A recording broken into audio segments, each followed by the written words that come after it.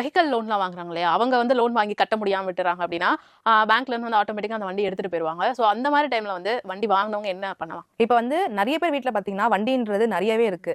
ஒரு normal middle class ஃபேமிலில இருக்கவங்களும் எப்படியாவது வந்து 1,50,000 வண்டி 1,00,000 வண்டின்னு சொல்லிட்டு இஎம்ஐ போட்டு வாங்கிடுறாங்க. அப்படி வாங்கும்போது என்ன நடக்குதுன்னா, அந்த 2 மந்த் இஎம்ஐ அமௌண்ட் அவங்க பே பண்ணல அப்படின்னாலுமே அவங்களுக்கு நோட்டீஸ் அனுப்புவாங்க.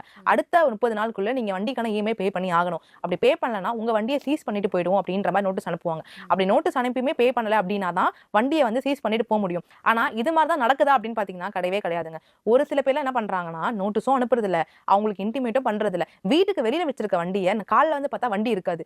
என்னன்னு பார்த்தா பே பண்ணல இஎம்ஐன்னு சொல்லிட்டு சொல்லாம எடுத்துட்டு போயிருவாங்க. சொல்லாம எடுத்துட்டு போயிடுறாங்க. அந்த மாதிரிலாம் சொல்லாம எடுத்துட்டு போகவே கூடாதுங்க. கண்டிப்பா உங்களுக்கு 30 நாள் டைம் கொடுத்துருக்கணும். அப்படி 30 நாள் டைம் கொடுத்துருமே உங்க வண்டியை சீஸ் பண்ண போறோம் அப்படின்ற நோட்டீஸ்மே அவங்க அனுப்பி இருக்கணும். அப்படி பண்ணிட்டு மட்டும் தான் உங்க வண்டியை சீஸ் பண்ணிட்டு போக முடியுமே தவிர சும்மா வந்து சீஸ் பண்ணிட்டு போக கூடவே கூடாது. ஆனா இங்க இருக்க பல பேருக்கு வண்டி வாங்கணும்னு இந்த விஷயம் தெரியறது இல்ல. தெரியாம கடைசில ஃபீல் பண்ணிட்டு உட்கார்ந்துட்டு இருக்காங்க. இந்த மாதிரி நடக்குது அப்படின்னும் போது அவங்க தாராளமா கம்ப்ளைண்டே ரைஸ் பண்ணலாங்க. அதான் கேட்க வரேன். இப்படி தெரியாம எடுத்துட்டு போற பட்சத்துல நம்ம எடுத்துட்டு போறவங்க மேல கம்ப்ளைண்ட் தாராளமா கம்ப்ளைண்ட் ரைஸ், எங்க வண்டி வாங்கணும் இஎம்ஐ அந்த இடத்துல தாராளமா கம்ப்ளைண்ட் ரைஸ் பண்ணலாம்.